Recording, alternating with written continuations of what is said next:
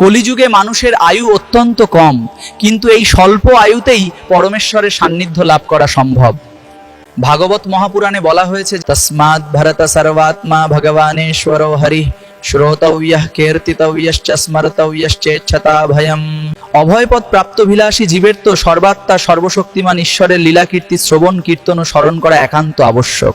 তস্মাৎ সর্বাত্মনা রাজন হরিঃ সর্বত্র সর্বদা শ্রোতব্য কীর্তিতব্যশ্চ স্মর্তব্যা ভগবান ঋণা। মনুষ্য মাত্রই সর্বদা সকল অবস্থাতেই সর্বান্তঃকরণে শ্রীহরি কথা শ্রবণ কীর্তন ও স্মরণ করা কর্তব্য।